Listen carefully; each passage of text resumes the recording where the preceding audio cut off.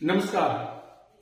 आज के वीडियो में जो धीरे धीरे इस एपिसोड में 5वां एपिसोड है, दृष्टियों के ऊपर चर्चा करता हूं।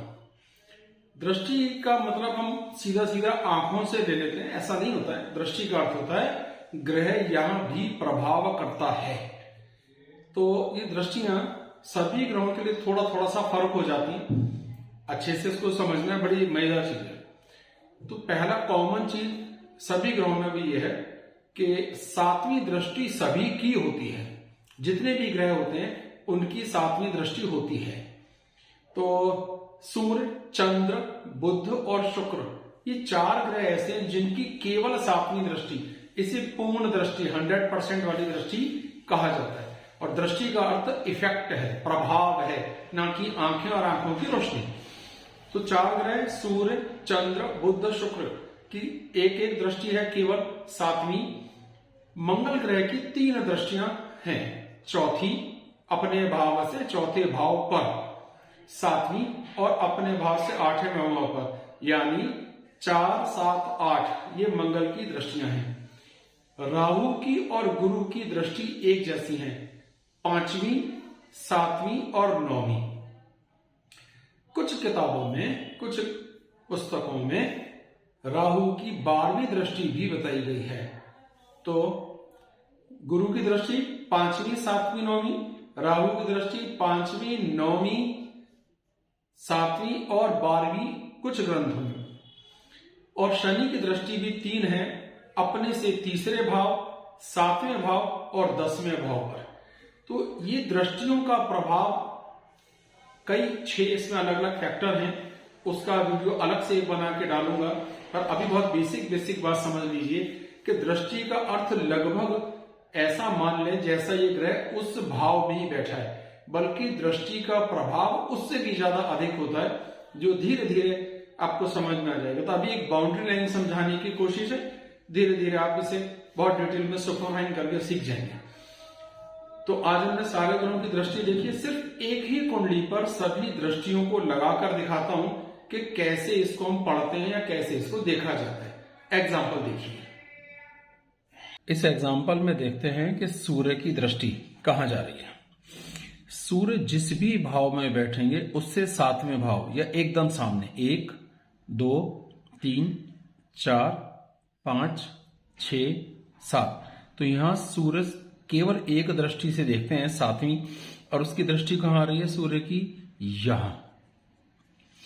तो यहां पे सूर्य 5वें भाव को भी प्रभावित करेंगे।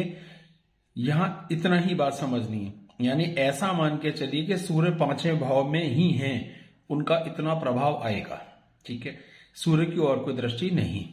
चंद्र भी केवल 7वीं दृष्टि से देख रहे हैं। अब इस एग्जाम्पल में चंद्र की भी पूरी दृष्टि यहां आ रही है, यानी हम राहु और सूर्य को एक साथ मान रहे हैं, राहु और चंद्र को भी एक साथ मान रहे हैं। इसे कहते हैं समसप्तक, एक दूसरे पर पूर्ण दृष्टि डालना। अच्छा, बुध की बात करते हैं। तो बुध 1, 2, 3, 4, 5, 6, 7, यानी बुध की दृष्टि ये पड़ रही है गुरु के ऊपर।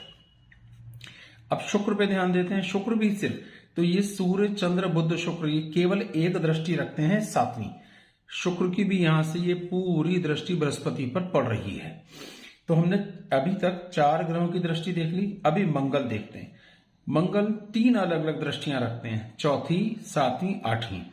तो मंगल यहां से 1, 2, 3, 4, मंगल इन सभी ग्रहों पर अपनी एक दृष्टि डाल रहे हैं।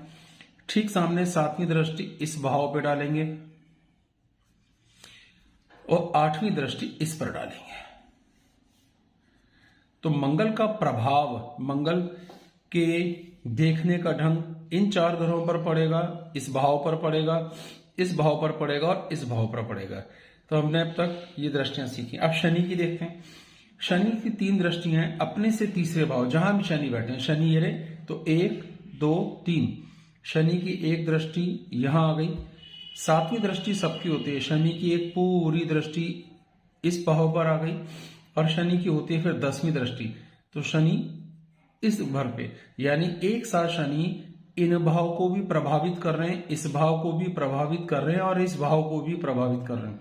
इसको गुरु की दृष्टि की बात करते हैं। गुरु 5, 7 और 9वीं दृष्टि रखते हैं, यानी अपने भाव से यहां से देखें तो 1, 2, 3, 4, 5वीं दृष्टि, 6 और 7, 8 और 9वीं दृष्टि।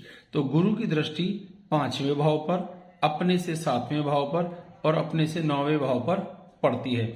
और इस दृष्टि का कुछ हद तक ये अर्थ होता है कि इन ग्रहों में गुरु के होने के जैसा प्रभाव आता है, बल्कि जो ग्रह वहां बैठा है उससे भी ज्यादा प्रभाव पड़ता है दृष्टि का। इसमें और भी 5-6 नियम हैं, वो और डिटेल में एक वीडियो बना के बताऊंगा, पर अभी बेसिक समझ लीजिए।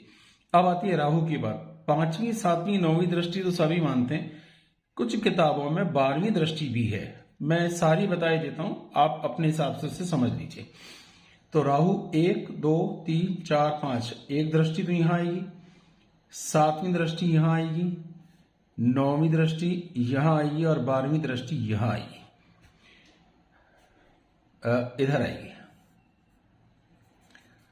तो गुरु राहु जो है 5वें भाव को देख रहे हैं, 7वें भाव को देख रहे हैं, 9वें भाव को देख रहे हैं और अपने से ठीक पीछे 12वें भाव, इन 4 भावों पर यह दृष्टि आई।